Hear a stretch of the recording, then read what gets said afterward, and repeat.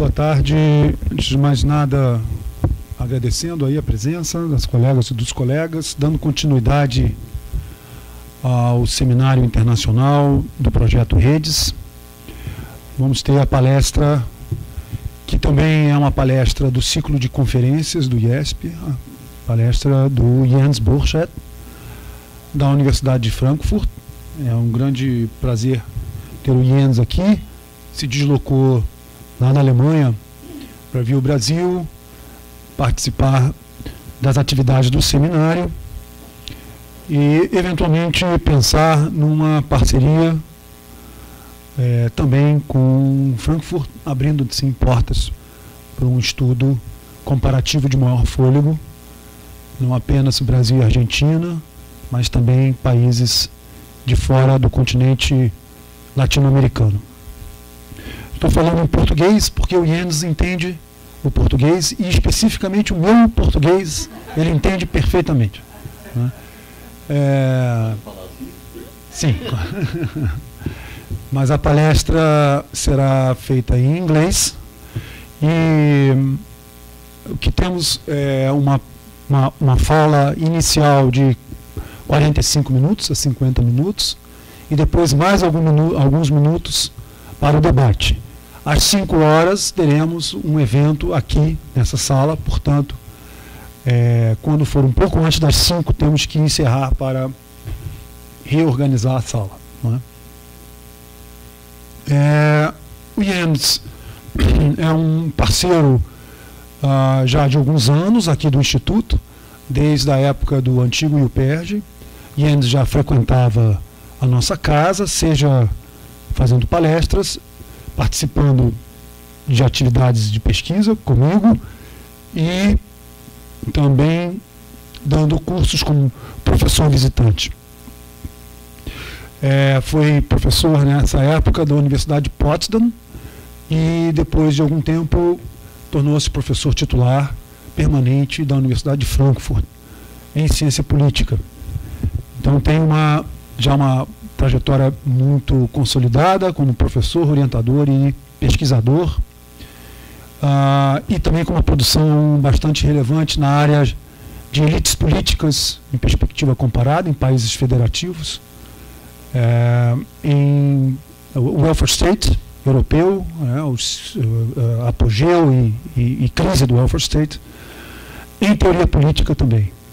Recentemente vem desenvolvendo estudos sobre o populismo e a emergência da nova direita na Europa, é um assunto que nos toca diretamente. E seria muito importante, então, ouvir o que o Jens tem pensado a respeito e o que ele tem a nos trazer aqui de reflexão. Né? Recentemente, o Jens publicou um texto, um livro sobre o Klaus-Hoff, um estudo sobre o Klaus-Hoff. Infelizmente, está em alemão. E foi traduzido para o inglês? Não, foi em inglês. Mas ele está ainda em capa dura, em hardcover? Não, also good. We can afford. We are able to afford the price. Very good. Então é isso. Passo então a palavra ao Jens para a sua palestra. Obrigado, Jens. Muito obrigado pela convite, pela Monty Pythons used to start their sketches now for something completely different, and that is true here too.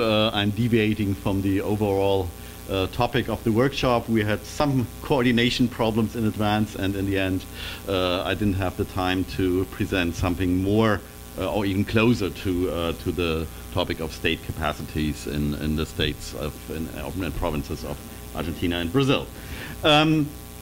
And so what I want to do today is talking about a phenomenon that has recently arisen in Europe, but that has been known for a long time, of course, in Latin America, namely populism. So you're the experts, really. But when populism came to Europe, something really strange happened, and that's kind of the starting point of my talk here. I mean, it's quite common for all of us that we read something or we listen to something and we think, oh, there's something wrong in this argument, so I have to write against this, or I have to give a talk against this guy, and I've never liked him, and now he's really wrong, and I'm going to tell them. So that's a very common starting point for our works, I guess. But this is different in that I find the whole debate on populism in Europe basically all wrong. And that, of course, is a difficult starting point to argue not against any one person or some persons, but basically against the vast majority of colleagues here.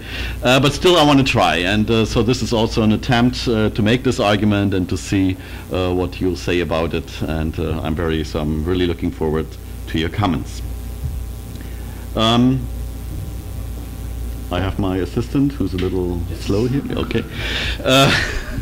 So what I want to present here is divided into 4 steps. Basically, first some very brief words about what I call populism in its natural habitat, namely Latin America, and kind of the original or established understanding of populism really in the international debate also. And then I want to make this, or want to follow this step that populism made to Europe. And I have subtitled it "One More Refugee Ill Understood." So we have had our problems with refugees recently. So this is another refugee. Populism is something that we haven't seen in Europe for a long time. So we've had a real hard time understanding what that is and what it means. And I think, and that's the major argument of my talk here, I think we've misunderstood it on several levels. We've misunderstood it conceptually. When we talk about populism in Europe, we talk about something you wouldn't recognize from the debates you've had in Latin America.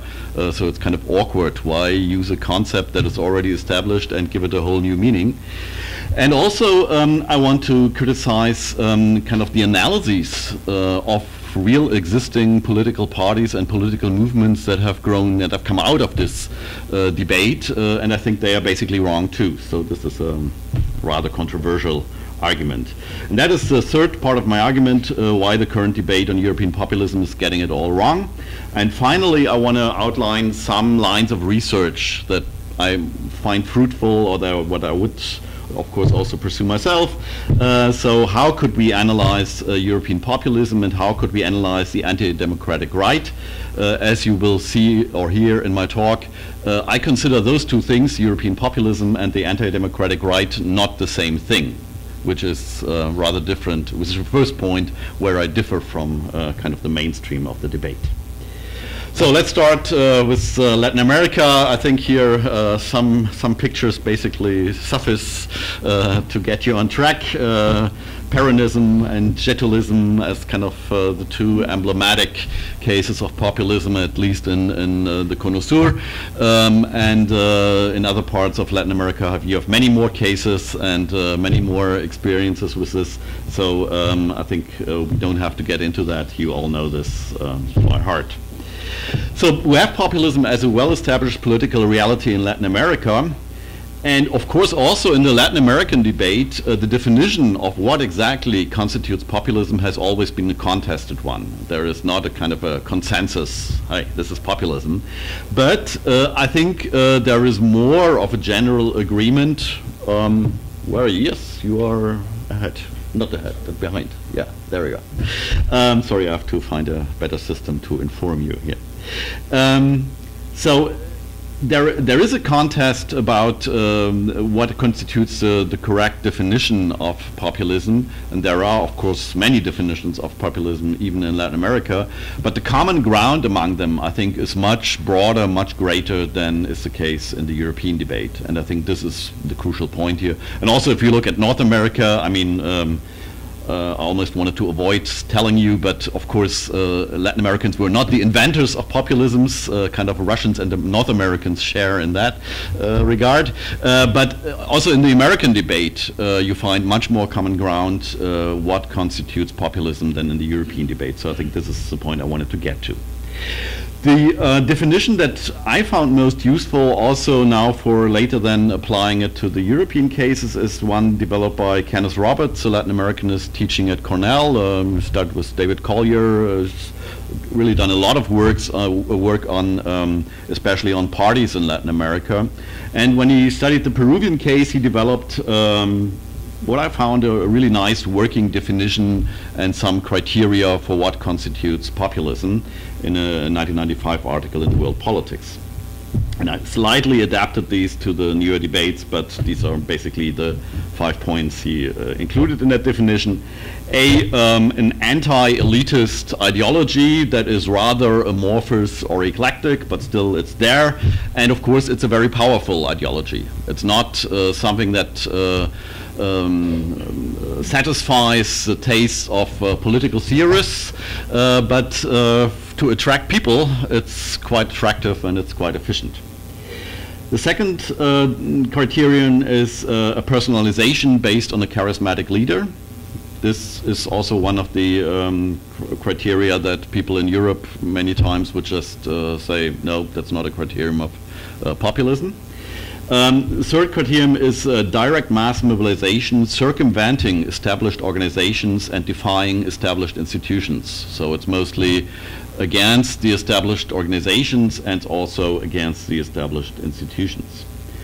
The fourth criterion Roberts mentioned is a socially heterogeneous multi-class coalition, including, that is of course written with a C, not a K, sorry, including lower strata of society. So a populist movement usually is not constituted of any one class alone.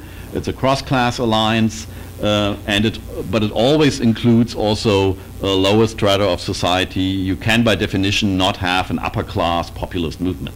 That's kind of ridiculous. And the fifth criterion Roberts mentioned is that there should be an economic project which is alluding to some redistributional fantasies at least, or is promising some clientelist policies that might, or that at least might raise hopes for a better future. If it then delivers on that is a different question. But first of all, it has to kind of raise those hopes, and there has to be this kind of socio-economic component to it, which is another major difference, if I can say that now already, to the European debate. Many of the European authors absolutely want to exclude anything that is alluding to policies or to socio-economic class. They want to have a purely ideational definition, as they call it, which doesn't make sense in my view, because I mean it's precisely the promise of socio-economic improvement that's attracting people to populist movements, and not any just ideas. I mean, so I find Robert's definition therefore much more helpful, and I will get back to that in not some minutes, but later. So the second point now is populism comes to Europe. What's happening there? So the current debate we have in Europe is populism basically is used as a ubiquitous phenomenon. Everything basically is populism, and populism is responsible for anything you might consider bad. If you don't like anything, it's populism, and populism is to blame for it. So it has become kind of a catch-all term, or you might also say a garbage can, in which you can throw everything you don't like, and then you put a populism tag on it, and that's it. That I find a little under-complex, I should say. So I'm not convinced really by this argument. So the ideological challenges these new movements and new parties are indeed posing, and their electoral success makes these different political forces being thrown together under the label of populism or even right-wing populism. So everything is also being called a right-wing populist now, if it's new and if it's somehow referring to the people, which has become a kind of a no-go word in the European political discourse. People, by definition, is a bad word. Which I find, if you look in the history of democracy, that's a very curious claim to make. So I think what we should do first is to look at the electoral results of these supposedly right-wing populist forces to find out how big the problem is, kind of. And also I want to take a look at the dominant narratives about populism in the European discourse to find out, I mean, what are the different forces at work here in the debate about populism, so kind of the meta level of analysis. First, very simple, the latest election results of those parties being considered right-wing populist in, well, in those countries where they are strongest, really, in Western Europe. For comparison, I have on the bottom, I have also included Hungary, which is kind of the stronghold of right-wing populism, if you want to call it that. Fidesz, the governing party, last time had 49% of the vote, and the largest opposition party is well to the right of Fidesz, which nobody would believe, but that's the case. So the very right-wingers are opposing the right-wingers, and both also have some populist streaks at least.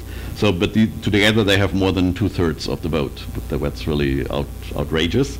So that's not the case in Western Europe, but still, I mean, the trend is unmistakable. In Italy, you have two right-wing populist parties. The Lega, the former Lega Nord, which was a regionalist party, has transformed it in an all-Italian right-wing party and has dropped the North. Now calls it only Lega, itself Lega. And of course the old Forza Italia of Berlusconi, which arguably led the way for, was one of the early proponents of a right-wing populist approach to politics. So together they have more than 30% of the vote. In Switzerland, a very old traditional party that has recently transformed it in much more of a right-wing party, the Swiss People's Party, has 29%. In Austria, the also quite old Liberal Party has turned into a right-wing populist party at 26%.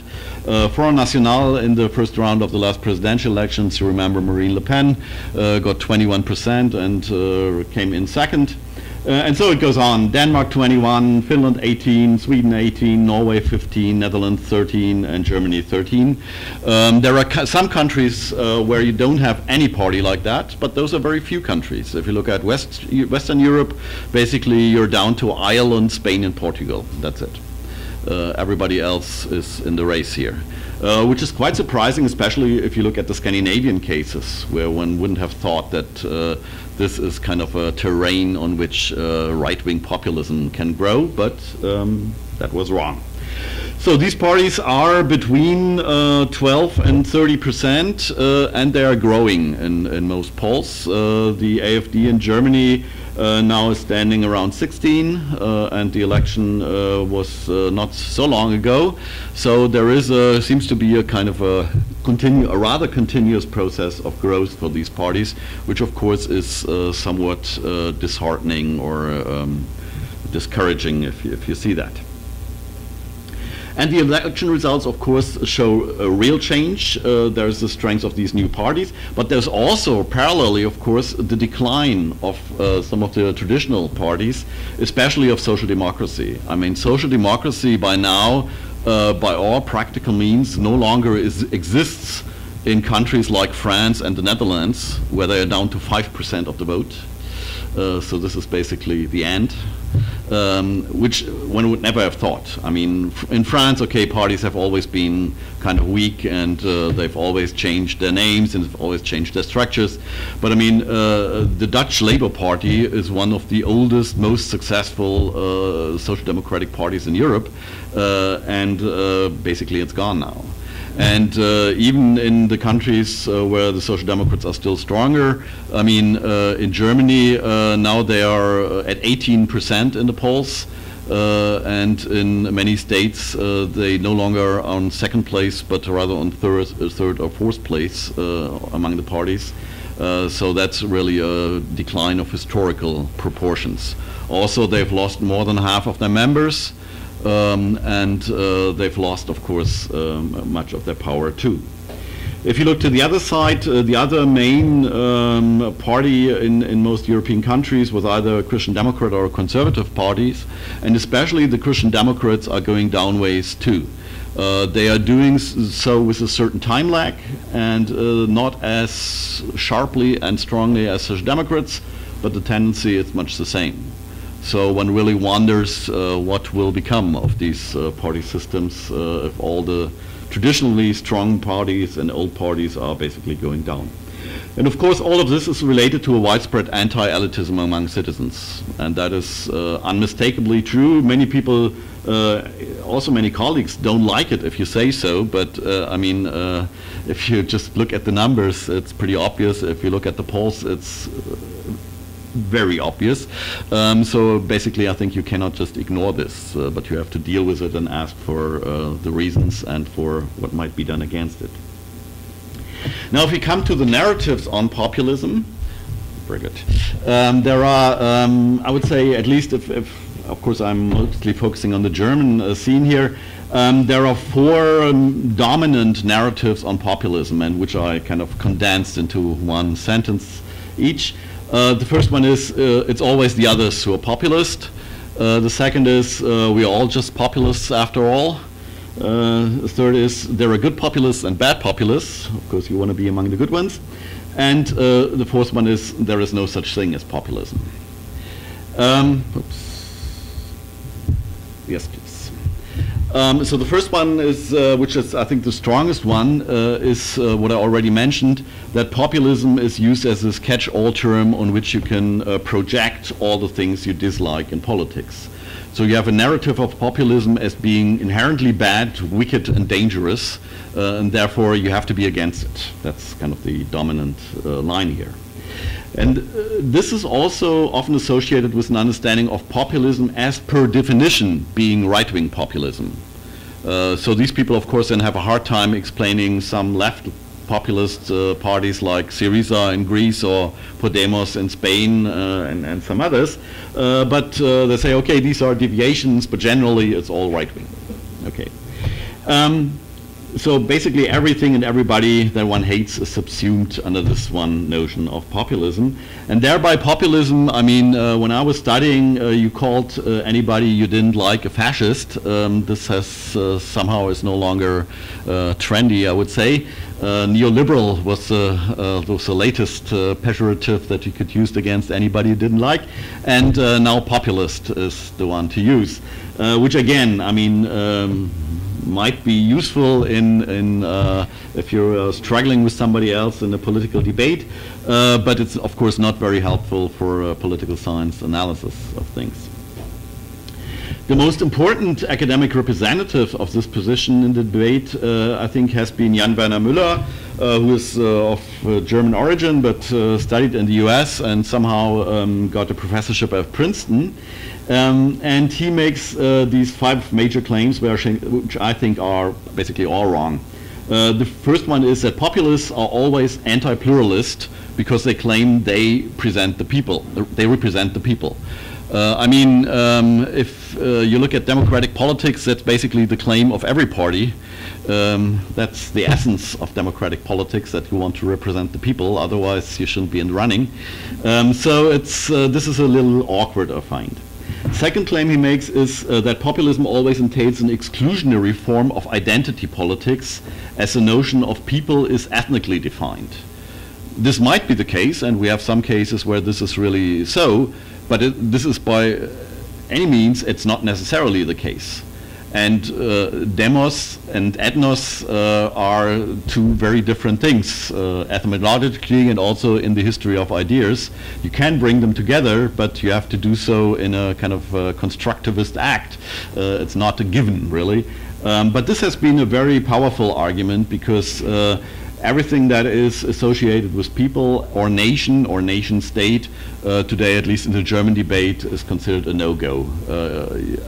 Towards my students, basically, I cannot use these terms anymore.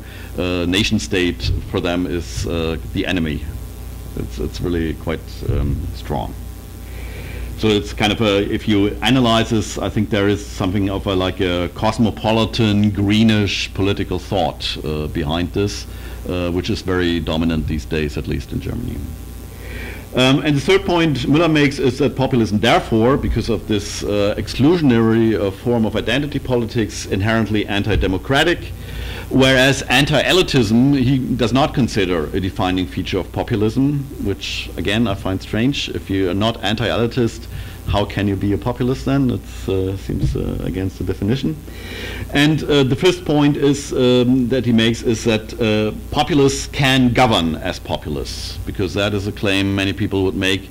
Okay, you can be an opposition force as a populist, but it's very hard really to govern the country. What will you do? I mean, against whom will you rail then? Like, you can rail against some foreign powers, things like that, but that only gets you so far. So I think this, again, is a very curious claim. The second narrative is we are all just populists after all. These are the people who say, okay, populism basically is a secular tendency, so we are all getting populist. And therefore there are populists of the left, of the right, of the center, green populists, anything you like, but we're all populists.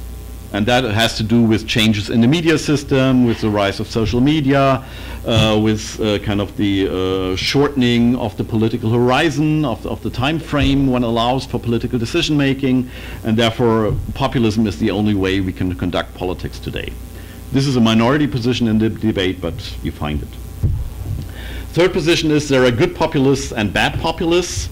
This is sometimes related to the left-right dimension. So some people would say, okay, if you're a left-wing populist, okay, you're a good populist. But the other ones, those are the really bad ones. But there's also, and I think more importantly, a distinction based on geography. Müller and Kaltwasser, Dutch and an Argentinian getting together, basically agreed to call Latin American populism good because it's inclusionary, and European populism bad because it's exclusionary. Again, of course you can do that, but I think that's not a very helpful juxtaposition. Because, I mean, the question is, what sense does the concept of populism make if you can denote everything and its opposite? I mean, if left, right, it doesn't matter, it can all be populism. Then what is populism, really? You're losing your definition on this way. And the last one, the last narrative is there's no such thing as populism. Müller and Kaltwasser themselves have talked about the confusion and frustration this debate on populism may cause, and I think they have a good point here. And one reaction to that has been, as for example by Wolfgang Knöbel, a rather influential German sociologist, I think who's also been here at IESP. He has written an article in the influential daily Frankfurter Allgemeine Zeitung saying we as social scientists should refrain from using the notion of populism. It doesn't make any sense. Let's get rid of it.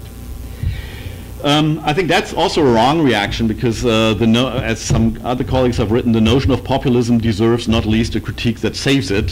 So we need that notion because it plays an important role, or the phenomenon itself plays an important role in democratic politics. So, summing up this current debate on European populism and why it is getting it all wrong. How am I time-wise? 10 minutes. To go? Or? Yes. Okay. Okay. That's good. Well, it's fine. So the results, basically the two main results of debate on populism, I think, are A, we no longer know what populism is, because the debate has not clarified that, but rather obscured it. And second, we don't properly understand these new parties of the right and their current challenge to democracy, because we've just put this label on them, but otherwise basically left them to themselves. And that leaves two central tasks, I think, to be done. A, to restore populism as a meaningful concept, understand how the misunderstanding developed, and B, to understand the crisis of contemporary democracies. Oh yeah, okay, sorry. The central reason for the current chaotic use of the concept of populism is, of course, that this is a prototypical case of conceptual stretching. I mean, if Sartori would write his book anew, I think he might just as well use the example of populism as how you shouldn't do conceptual stretching and what the results of this are. Here an old concept is applied to new phenomenon and new cases without even checking the fit.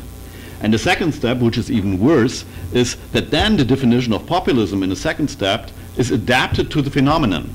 So basically, you look at the phenomenon, you find out what you consider its dominant traits, and then you say, okay, this is populism. And then you say, okay, let's look if these are populist. Oh, they are populists.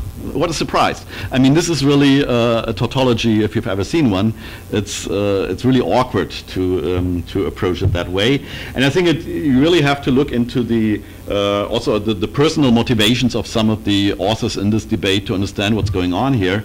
Jan Werner Müller developed an expertise on Hungary. So he was a professor of political theory at Princeton with an expertise on Hungarian politics. So this was not a great fit, I would say, from the department's point of view. So when he turned this Hungarian case into a case of populism, he could place it firmly within a debate on democratic theory, which made it much easier for him, I think. And I think things like that have really played a role in this, how this was developed. Kars Müde, another dominant actor in this debate, his brother is one of the most important neo-Nazis in the Netherlands. So if you have a personal history like that, he was kind of the music manager of the Nazis in the Netherlands. He has all the bands, the right-wing bands under contract, and or had for a time at least. So Müde had a strong personal motivation, of course, to understand what's going on here. And so he focused very much on this. But unfortunately, he then called it populism, which I think was not really warranted, as much as I can understand his motivation. So one thing that's really unclear, I think, is if you hear all that, so why would people use the concept of populism when these new right-wing parties emerged in Europe? I mean, that's, I think from a Latin American point, it's really curious. Why would they do that?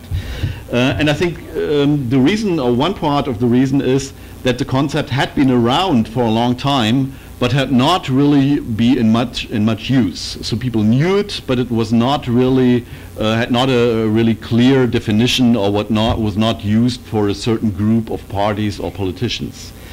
It was used on the one hand to denote what I call here an exotic style of politics, what they do in Latin America or in the US, almost as exotic. Or it was used as a kind of a negative term for what you, when you liked it, would call charismatic leadership. So if you liked a guy, he was a charismatic leader. If you hated him, he was a populist. Basically, the two things meant the same thing, just with a positive or a negative connotation.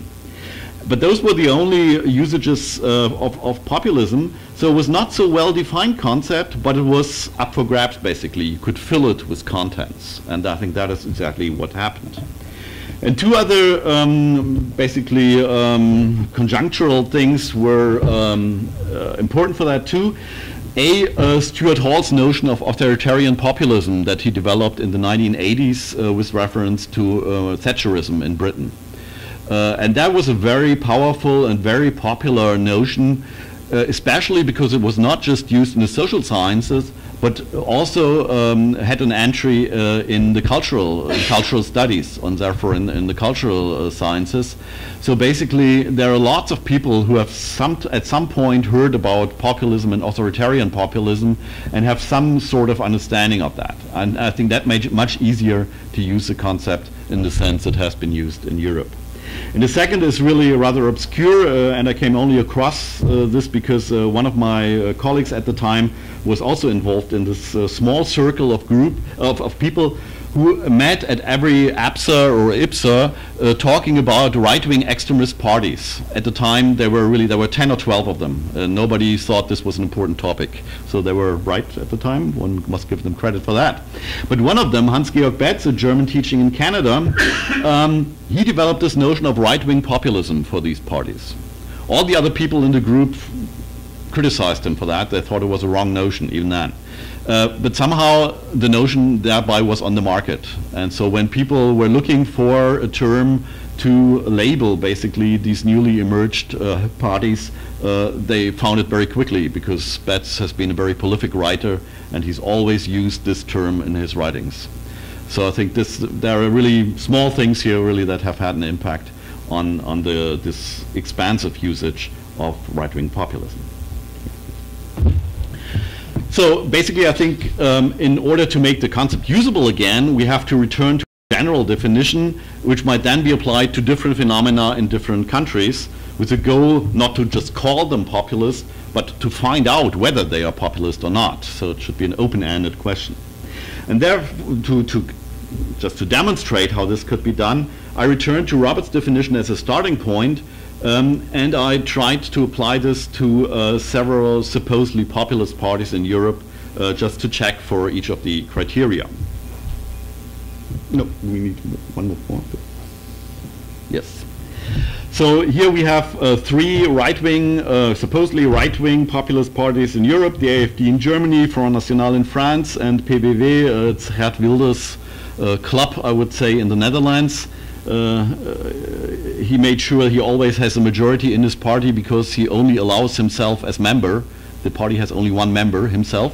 He can never be voted out, so it's a very safe regime. And also included one decidedly left-wing populist party, Syriza in Greece, and Cinque Stelle, which is populist, but it's very hard to place on a left-right scale. So probably would place it somewhere in the center. It's clearly not left or right. So, and what you see here is that by no means it's clear that all of these parties are populists if we apply those criteria developed by Roberts. Indeed, we find out that one of the parties that has been used as a prime example for a right-wing populist party in Europe, namely the AfD in Germany, very clearly is no populist party at all. But I've tried to tell this to my students. You wouldn't believe the uproar. I mean, they don't like they hate the idea that all they have been talking about and all they want to write their term papers about simply doesn't exist. It's really a hard struggle there. But I also see that some of these parties, like Front National, has many traits of populism. But if you look now, if you develop a kind of historical image of the development of that party, you would find that it has not always been that way. Consciously, Marine Le Pen developed a social agenda, a social policy agenda, to broaden the class alliance supporting the party. So basically here a populist interpellation, to use Laclau's term, really has been consciously used to broaden the appeal of this originally right-wing or anti-democratic right party, and she expelled her father because he was too anti-democratic for her tastes, and but then she developed this populist agenda. And so now you see that if we apply the criteria today, we would think, okay, Front National basically is a populist party. And with many of the others, you find a mixed picture, right? You see, okay, they fulfill half the criteria, so what is that? So I think we really have to think about populism also as a matter of degrees, and we will find some cases that are really fulfilling the criteria, and we will find some others that are quite clearly not fulfilling the criteria, and I think that is the approach we would have to take rather than to group all of them together. So basically in the European debate they are treated as indistinguishable. I mean, this is just one block. A little question. Mm-hmm. Why are you putting the Front National as supporting an egalitarian project? They are. Their social policy has a strong egalitarian trait, and just from anecdotal evidence, I can tell you my sister lives in France, and in one of the poorest departments of France, and in her department the competition in the presidential election was between Le Pen and Mélenchon, the far left candidate, and only the two were relevant in that part of France because the part of France is so poor that people would not vote for any neoliberal candidate, be it Macron or or Fillon. They would only choose between the ones who had a social policy agenda, and Front National had a social policy agenda. Immigration topic. How could we? No, it's well, for that it's not really that. Okay, the anti-immigration project it makes Front National a hard right party, a radical or extremist right-wing party, which it clearly is. But I mean, here I'm talking about the populist traits of the party, and being anti-immigrant, I think, is not in itself a populist trait. So that's the kind of differentiation. I try to keep the two things apart here.